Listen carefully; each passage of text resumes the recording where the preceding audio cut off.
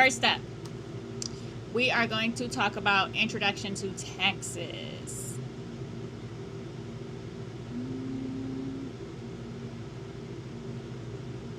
Alright, I need you to put a 1 in the comments if you guys can hear me. Let me know if you guys can hear me real quick before I get started and start diving in.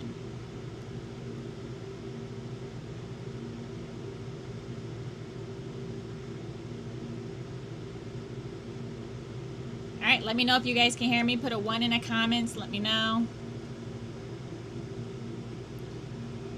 Alright, so let's talk about introduction to taxes. The first thing is you're going to hear the term enrolled agent. And I know a lot of people probably don't know what that is.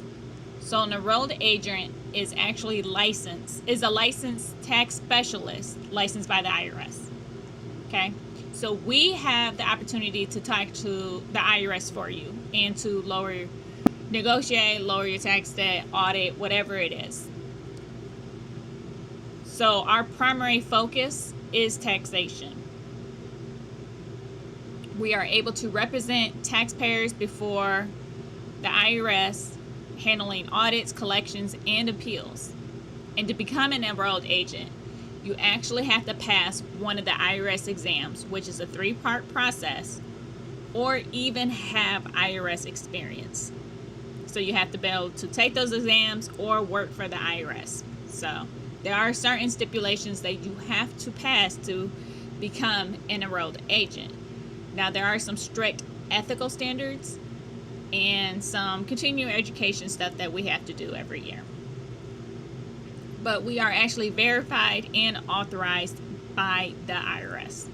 So there is a huge difference from a regular tax advisor or tax specialist.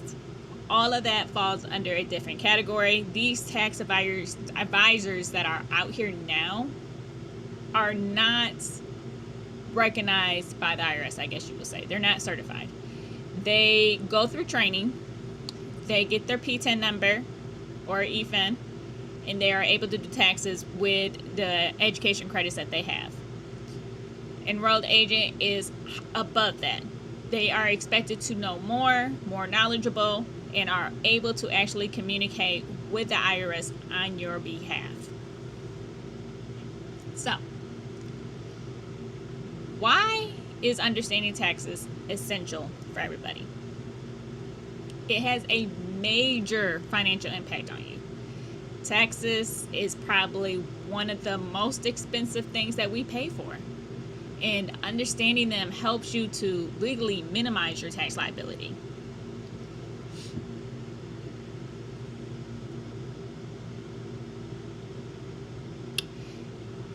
It leads to informed financial decisions.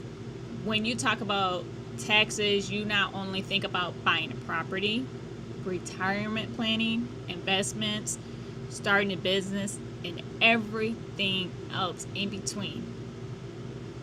So, for an example, choosing between a traditional IRA and a Roth IRA can lead to a huge difference in taxes. So understanding it now while you are trying to pick and choose which one's best for you is going to make it matter in the long run.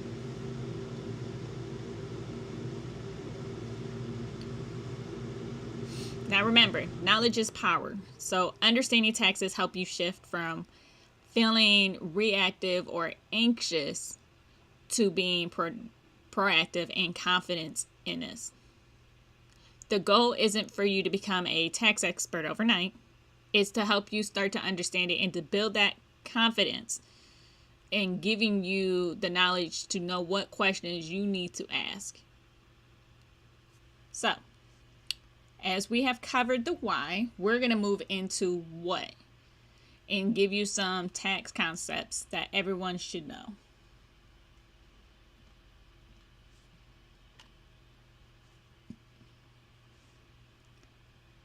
Tax basics. We are going to break down some of the core tax concepts. These are what I call the building blocks. Gross income. This is all of your income from all of the sources unless it has been exempt by law. Adjustments. These are specific deductions taken above the line before calculating your adjusted gross income. For an example, this includes like your student loan interest or even certain retirement contributions. Then we have your adjusted gross income, which some people would just say or call it AGI. This income is minusing those deductions. So you take your gross income, subtract those adjustments that we just mentioned. Now, AGI is crucial because the number is used as a threshold for many other deduction or credits that you may receive. Deductions. You're either going to take the standard deduction, which is a fixed amount based on your filing status.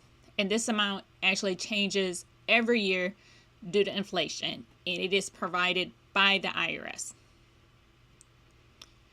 Or you're going to take your itemized deductions. Itemized deductions are specific expenses like your qualifying mortgage, interest, charitable contributions, or even medical expenses that is above that threshold limit. So, in order for you to take that itemized deduction, your deduction amount has to be greater than that standard deduction amount that the IRS is giving you for it to make sense. You would want to take the largest one possible. So if your standard deduction amount is higher, you're going to want to take that one over the itemized deduction amount. Taxable income. This is your AGI, your adjusted gross income, minus your standard deduction or your itemized deduction. This is going to give you the actual amount of income your tax is calculated on. Tax liability. The amount of tax calculated based on your taxable income using the tax brackets. And, of course, tax credits. These are what everybody is looking for. They provide a direct dollar for dollar reduction of your final tax liability. These are more valuable than the deductions.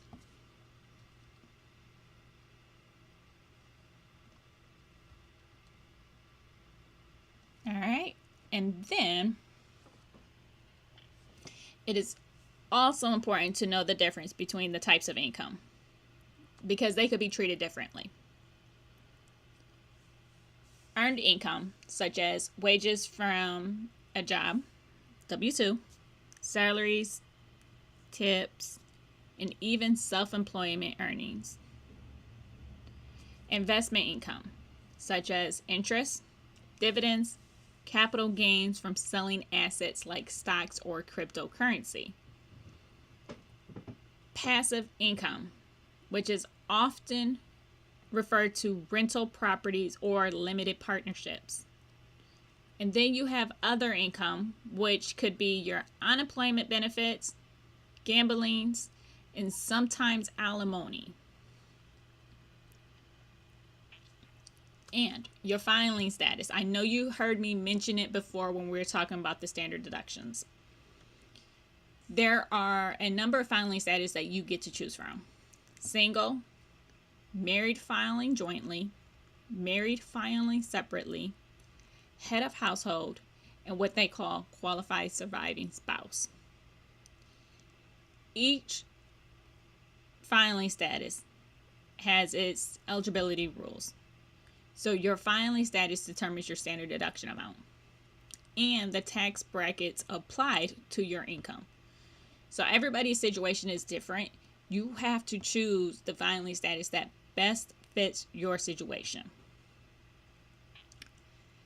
How are taxes calculated? Well, I'm going to break it down as simple as I can. The U.S. uses a progressive tax system, which means the income is taxed in tiers or brackets higher income faces higher tax rates, but only on the income that's falling within that specific tax bracket.